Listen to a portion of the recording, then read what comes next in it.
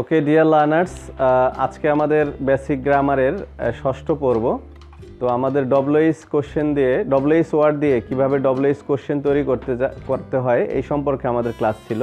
তো তারই ধারাবাহিকতায় আজকে আমরা যেটা শিখতে যাচ্ছি সেটা হলো আমরা শিখব হোয়েন, হোয়ার ও হোয়াই দিয়ে সেন্টেন্স গঠন। ঠিক আছে, আজকে আমাদের এটা হলো ষষ্ঠ পর্ব। ওকে, তো আমরা সেন্টেন্স গঠন করা শিখব হোয়েন দিয়ে, হোয়ার দিয়ে এবং হোয়াই দিয়ে। গতকালকে আমরা শিখেছিলাম হু দিয়ে। ঠিক আছে, তো আমরা যদি এইভাবে এই হোয়েনটার বাংলা অর্থ করি তাহলে দাঁড়ায় হোয়েন অর্থ হলো কখন। যেহেতু আমরা কোশ্চেন তৈরি করতেছি সেহেতু আমরা কোশ্চেনের মতোই অর্থ করব, রিলেটিভ প্রোনাউনের মতো করব না। আর হোয়ার অর্থ দাঁড়ায় হলো কোথায়, আর হোয়াই অর্থ দাঁড়ায় কেন। ঠিক আছে, অর্থাৎ আমরা যদি কাউকে প্রশ্ন করি যে তুমি কখন আসো, কখন আসবে, তখন আমরা হোয়েন দেব। ঠিক আছে, আমরা যদি প্রশ্ন করি কোথায় যাও, কোথায় যাও, তখন আমরা হোয়ার দেব। আমরা যদি প্রশ্ন করি কেন তুমি এটা করেছো বা কেন তুমি এটা করো, কেন, তখন আমরা হোয়াই দেব। বুঝাতে পারলাম বিষয়টা? এটা আমরা টেন্স অধ্যায়েও এই বিষয়ে কিছু আলোচনা করেছিলাম। তো আমরা এখানে একটু ডিটেলস লিখে রেখেছি। দেখো, কখন কাজ হয়েছে অর্থাৎ সময় সম্পর্কে জানতে চাওয়া হলে আমরা হোয়েন ব্যবহার করব। আর কোথায়, প্লেস, যদি কোনো আমরা স্থান সম্পর্কে জানতে চাই প্রশ্ন করে তাহলে আমরা হোয়ার ব্যবহার করব। ঠিক আছে, আর যদি কারো কাছে কোনো কারণ সম্পর্কে আমরা প্রশ্ন করতে চাই তাহলে হোয়ার ব্যবহার করব। মূলত আমরা এখানে শিখতেছি প্রশ্ন করা। কি প্রশ্ন করা? যেই প্রশ্ন করলে আমাদের কি ইয়েস নোতে উত্তর দেওয়া যায় না। যেই প্রশ্ন করলে বাক্যটার উত্তর ইয়েস নোতে দেওয়া যায় না, একটা রিজনে দিতে হয়। আমরা যদি প্রশ্ন করি তুমি কোথায় যাও, তাহলে কিন্তু তোমরা উত্তরটা ইয়েস নোতে দিতে পারবা? কখনোই পারবা না। উত্তরটা একটা ওয়ার্ড বা একটা সেন্টেন্সে দিতে হবে। ঠিক আছে, এটা হলো ডব্লিউএইচ। আচ্ছা, তাহলে আমরা কি শিখলাম? হোয়েন মানে কখন, হোয়ার মানে কোথায়, হোয়াই মানে কেন। আচ্ছা, এখন এইটা দিয়ে যদি আমরা বাক্য বানাই তার স্ট্রাকচারটা কি হবে? স্ট্রাকচারটা হবে, লক্ষ্য করো, প্রথমে আমরা এইরকম ডব্লিউএইচ দেব অর্থ অনুযায়ী হোয়েন, হোয়ার বা হোয়াই। তারপরে টেন্স ও পার্সন অনুযায়ী অক্সিলারি ভার্ব দেব। এই বিষয়টা খুব মনে রাখতে হবে, টেন্স ও পার্সন অনুযায়ী অক্সিলারি ভার্ব। তারপরে এখানে কিন্তু অক্সিলারি ভার্বের পরে অবশ্যই সাবজেক্ট হবে। আমরা কিন্তু হু দিয়ে যখন করেছিলাম তখন কিন্তু সাবজেক্ট ছিল না, হুয়েই সাবজেক্ট ছিল। তারপরে হবে মেইন ভার্ব, মেইন ভার্ব। তারপরে বাকি অংশ হয়ে প্রশ্নবোধক হবে। চলো আমরা এই তিনটি উদাহরণের মাধ্যমে বিষয়টাকে ক্লিয়ার করব। আমি প্রথমে একটা অ্যাসারেটিভ বাক্য লিখেছি যে Rahim went to new market to buy a shirt at 10 AM। ঠিক আছে, রহিম সকাল 10টা বাজে নিউ মার্কেটে একটা জামা কিনতে গিয়েছিল। এখন প্রথমে আমরা এটাকে টেন্স আইডেন্টিফাই করব। টেন্স আইডেন্টিফাই করার জন্য আমরা ভার্বের কাছে যাব। ভার্ব আছে ওয়েন্ট, ওয়েন্ট হলো ভার্বের V2। তাহলে এটা পাস্ট ইনডিফিনিট টেন্সে আছে। এটা কোন টেন্সে আছে? পাস্ট ইনডিফিনিট টেন্সে আছে। ঠিক আছে, আচ্ছা, এখন আমরা এটাকে তিনটি ইন্ডিকেটর, হোয়েন দিয়ে একবার প্রশ্ন করব, হোয়ার দিয়ে একবার প্রশ্ন করব, হোয়াই দিয়ে একবার প্রশ্ন করব। ঠিক আছে, আচ্ছা, এখন এখানে দেখো তিনটা জায়গাকে আমরা আগে ফিক্সড করি। কোথায় গিয়েছিল? নিউ মার্কেট গিয়েছিল। আচ্ছা, কেন গিয়েছিল? টু বাই, একটা শার্ট কিনতে গিয়েছিল। কয়টা বাজে গিয়েছিল? কেন গিয়েছিল? টু বাই এ শার্ট, একটা শার্ট কিনতে গিয়েছিল। আর কয়টা বাজে গিয়েছিল? At 10 AM। তিনটা অংশ আছে এখানে, তিনটা অংশ আছে। কোথায় আছে, কেন আছে, কখন আছে। ক্লিয়ার? তাহলে আমরা এখন এটাকে যদি প্রশ্ন করি হোয়েন দিয়ে তাহলে বাংলাটা এরকম হবে, কখন রহিম নিউ মার্কেট একটা জামা কিনতে গিয়েছিল। তাহলে হোয়েন দিয়ে যদি আমরা প্রশ্ন করি, বোঝার চেষ্টা করি, তাহলে প্রথমে আমরা কি দিব? হোয়েন। এই যে দিলাম হোয়েন গঠন অনুযায়ী। তারপরে দেব অক্সিলারি ভার্ব। এই জায়গাটাই হলো আমাদের প্রশ্ন। রহিম ওয়েন্ট, এই বাক্যে রহিমের পরে সরাসরি মূল ভার্ব আছে ওয়েন্ট, কোনো অক্সিলারি ভার্ব কিন্তু নেই এখানে। রহিমের পরে সরাসরি ওয়েন্টটা মূল ভার্ব আছে, কোনো অক্সিলারি ভার্ব নেই। যেহেতু কোনো অক্সিলারি ভার্ব নেই সেহেতু আমাদের এখানে টেন্স অনুযায়ী ডিড আনতে হবে। এটা আমরা টেন্স অধ্যায়ে পড়েছি। তাহলে আনলাম ডিড, হোয়েন ডিড, এই ডিডটা আসলো অক্সিলারি ভার্ব। ঠিক আছে, তারপরে দেব কি আমরা? তারপরে দেব সাবজেক্ট। সাবজেক্ট কি আছে? রহিম।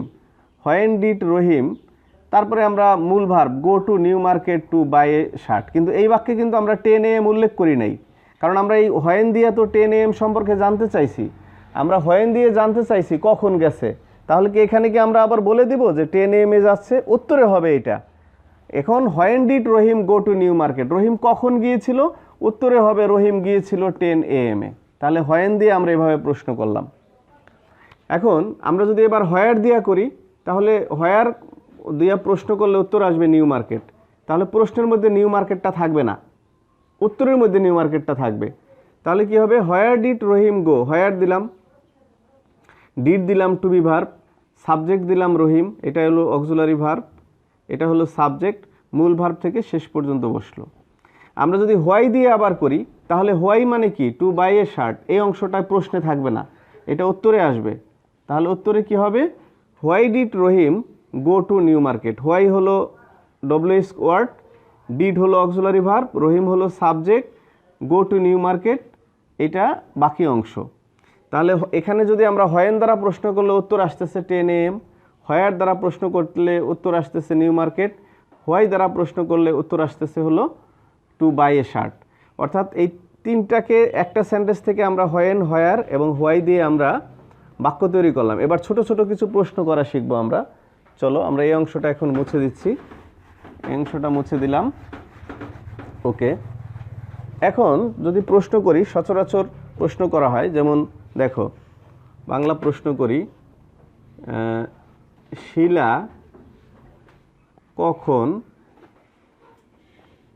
কখন স্কুলে যাবে?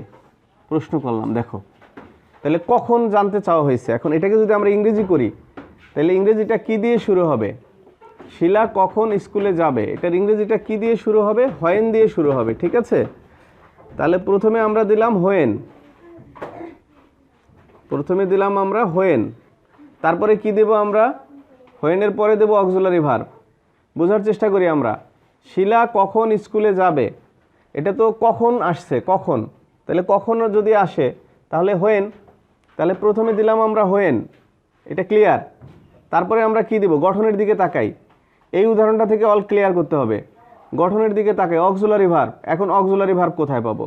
অক্সিলারি ভার্ব এই বাক্যকে আমরা টেন্স বিশ্লেষণ করব। যাবে, তাহলে ফিউচার ইনডিফিনিট।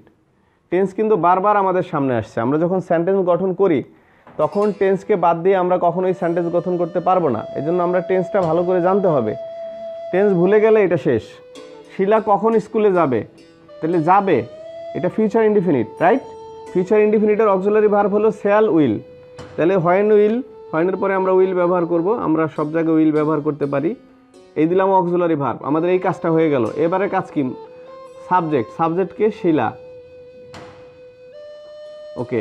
তারপরে হলো মেইন ভার্ব, মেইন ভার্ব কি এখানে? যাওয়া, গো, আর বাকি অংশ আছে school. When will Shila go to school.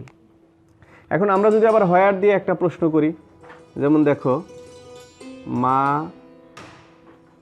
কোথায় যাচ্ছে, এটাকে আমরা এখন ইংরেজি করি। তাহলে কোথায় যাচ্ছে, কোথায় ইংরেজি কি? হোয়ার। তাহলে শুরুতে আমরা কি দিব? হোয়ার দেব। দেখো তারপরে কি দেব? Auxiliary verb. অক্সিলারি ভার্ব কোথা থেকে আনবো? এই বাক্যের টেন্স কি, সেখান থেকে আনবো। যাচ্ছে কোন টেন্স? Present continuous. প্রেজেন্ট কন্টিনিউয়াসের আমাদের অক্সিলারি ভার্ব কি? অ্যাম ইজ আর, ঠিক আছে? তাহলে হোয়ারের পরে আমরা অক্সিলারি ভার্ব দিব। এখন অ্যাম ইজ আরের কোনটা দিব? মাদারের সাথে, সাবজেক্ট তো মা, মায়ের সাথে কি হয়? হোয়ার ইজ, তারপরে আমরা সাবজেক্ট দেব হোয়ার ইজ মাদার গোয়িং, মা কোথায় যাচ্ছে। আচ্ছা, এবার আসি আমরা পরে আরেকটা উদাহরণ দেই।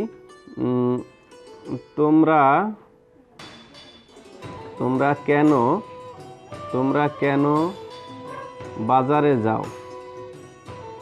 দেখো এই উদাহরণটা আমরা লক্ষ্য করি, তোমরা কেন বাজারে যাও। তাহলে এখানে কেনর জন্য কি আসবে? কেনর জন্য আসবে হোয়াই, তারপরে অক্সিলারি ভার্ব দেব। অক্সিলারি ভার্ব আসবে টেন্স অনুসারে, যাও, প্রেজেন্ট ইনডিফিনিট। প্রেজেন্ট ইনডিফিনিট টেন্সে আমাদের অক্সিলারি ভার্ব নেই, সেজন্য আমরা ডু বা ডা জানি।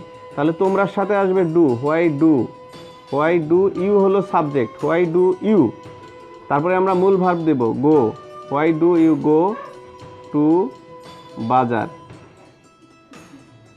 ঠিক আছে, তাহলে আমরা কি হোয়াই দিয়ে, হোয়েন দিয়ে এবং হোয়ার দিয়ে বাক্য তৈরি করতে পেরেছি নিশ্চয়ই। অর্থাৎ আমরা এই স্ট্রাকচারটাকে যদি লক্ষ্য করি তাহলে আমরা এভাবে বাক্য তৈরি করতে পারবো। আমি বিভিন্ন উদাহরণের মাধ্যমে এটা তোমাদেরকে বোঝাতে চেষ্টা করেছি, তারপরেও কোনো কোশ্চেন থাকলে আমাকে করবে। তো এই ছিল আমাদের আজকের ক্লাস, দ্যাটস ইট।